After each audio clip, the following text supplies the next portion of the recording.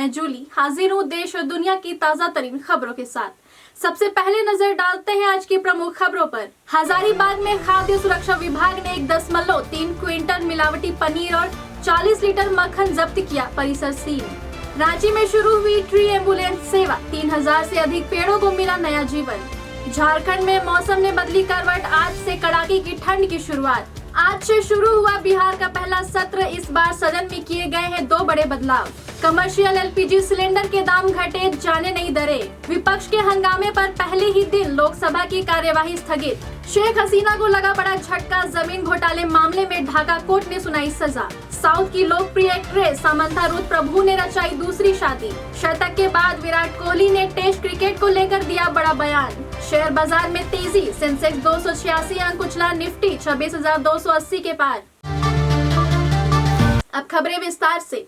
हजारीबाग के पूर्णा पानी चूचू स्थित अनिल सिंह के खाद्य परिसर पर खाद्य सुरक्षा विभाग ने छापेमारी कर 1.3 क्विंटल मिलावटी पनीर और 40 लीटर मक्खन और 10 किलो मक्का स्टार्च जब्त किया। प्रारंभिक जांच में पनीर व मक्खन मिलावटी पाए गए। परिसर अस्वच्छ मिला और बिना FSSAI लाइसेंस खाद्य निर्माण की पुष्टि हुई, जिसके बाद इसे अगले आदेश तक सील कर दिया गया। जब्त नमूने जांच के लिए नामकुम स्थित राज्य प्रयोगशाला भेजे गए हैं। रिपोर्ट आने के बाद सामग्री नष्ट की जाएगी। विभाग ने लोगों से अपील की है कि मिलावट की सूचना तुरंत फूड सेफ्टी कनेक्ट ऐप पर दर्ज करें।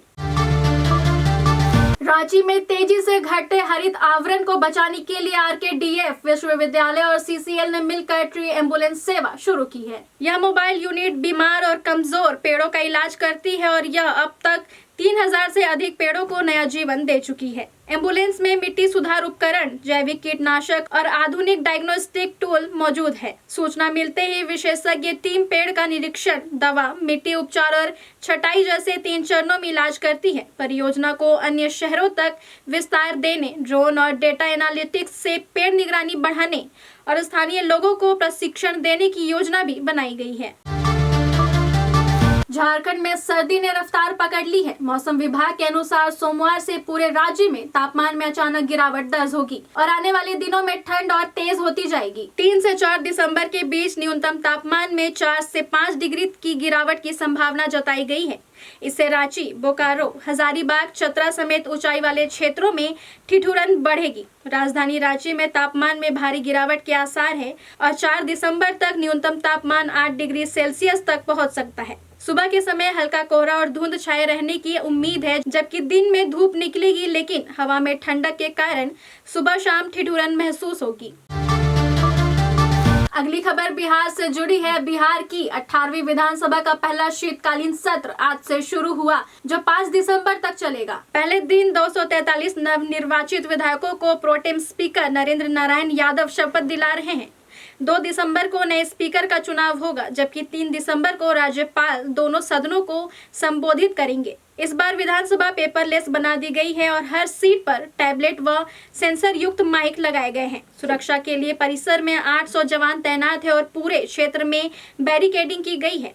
1 से 5 दिसंबर तक जुलूस, नारेबाजी और भीड़ जुटाने पर प्रतिबंध रहेगा।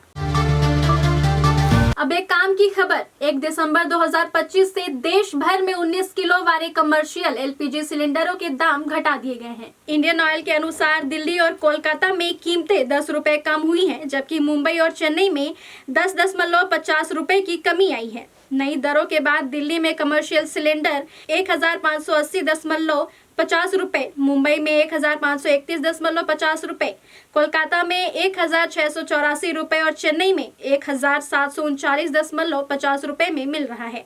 घरेलू 14.2 किलो वाले सिलेंडरों के दाम इस महीने बिना बदलाव के स्थिर हैं। LPG कीमतें IPP मॉडल पर तय होती हैं और कमर्शियल गैस के रेट घटने से कारोबारियों व होटलों को राहत मिलेगी।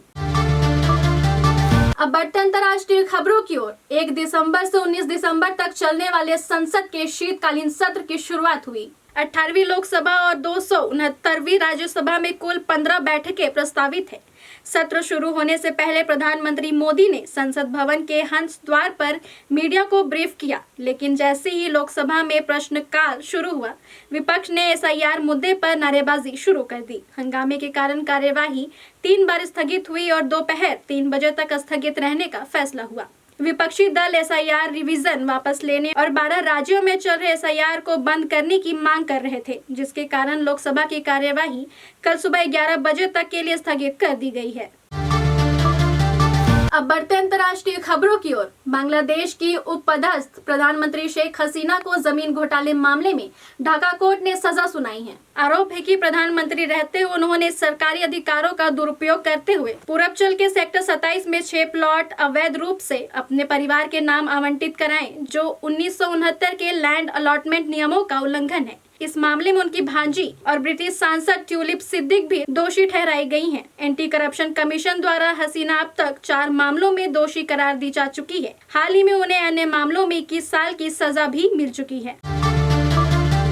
अब आपको ले चलते हैं मनोरंजन जगत में। साउथ की लोकप्रिय एक्ट्रेस समंथा रुथ प्रभु ने गुपचुप तरीके से अपनी दूसरी शादी कर ली है। रिपोर्ट्स के अनुसार उन्होंने द फैमिली मैन के को डायरेक्टर राजनिधि मोरू से विवाह रचा लिया। यह शादी सोमवार 1 दिसंबर 2025 की सुबह कोयम्बटूर स्थित ईशा योगा सेंटर में बेहद निजी तरीके से संपन्न हुई। बताया जा रहा है कि शादी में केवल करीब 30 करीबी मेहमान ही शामिल हुए। सुबह 7 बजे शुभ मुहूर्त पर लिंग भैरवी मंदिर में संपन्न हुई इस शादी में सामंथा ने लाल साड़ी पहनी। सामंथा का ईशा फाउंडेशन और सदगुरु से गहरा जुड़ाव है, इसलिए उन्होंने इसी स्थान को शादी के लिए चुना। खेल की दुनिया की बात करें तो रांची वनडे में विराट कोहली ने 135 रनों की शानदार पारी खेलकर भारत की जीत में अहम योगदान दिया, लेकिन मैच के बाद उन्होंने साफ कर दिया कि वह टेस्ट क्रिकेट में वापसी नहीं करेंगे। कोहली ने कहा कि 37 वर्ष की उम्र में वह केवल एक फॉर्मेट ओडीआई पर ध्यान दे रहे हैं और उनकी टेस्ट वापसी की खबरें अफवाह है। बीसीसीआई सचिव देवजीत सैकिया ने भी टेस्ट रिटर्न की चर्चाओं को खारिज किया। मई 2025 में टेस्ट से संन्यास ले चुके कोहली ने 123 टेस्ट में 9,230 रन बनाए थे। उनकी इस पारी ने फैंस को खुशी दी, लेकिन टेस्ट वापसी पर उनके बयान ने उम्मीदों पर विराम लगा दिया। अंत में बाजार और कारोबार की बात। भारतीय शेयर बाजार में सोमवार की कारोबारी दिन की शुरुआत सकारात्मक रही। बीएसई सेंसेक्स और एनएसई निफ्टी 50 दोनों ही हरे निशान पर ओपन हुए। सेंसेक्स 359.25 अंक या 0.42% की तेजी के साथ 86,065.92 पर खुला, जबकि निफ्टी 50,122.85 अंक या 0.47% की उछाल के साथ 26,325.80 के स्तर पर ट्रेडिंग शुरू की। सुबह करीब 9:20 तक सेंसेक्स 280 अंक की बढ़त के साथ 85,987 पर था और निफ्टी 50.83 अंक की तेजी के साथ 26,286 के लेवल पर था। बीएसई के top gainer Adani port, SBIN, Tata steel और एचसीएल टेक रहे, जबकि top loser ITC, Bajaj finance और टाइटन रहे। फिलहाल आज के लिए इतना ही। दर्शकों कैसी लगी हमारी ये पेशकश हमें जरूर बताएं। कल फिर मिलेंगे रात 8 बजे। बने रहें हमारे साथ, देखते रहें IDTV इंद्रधनुष।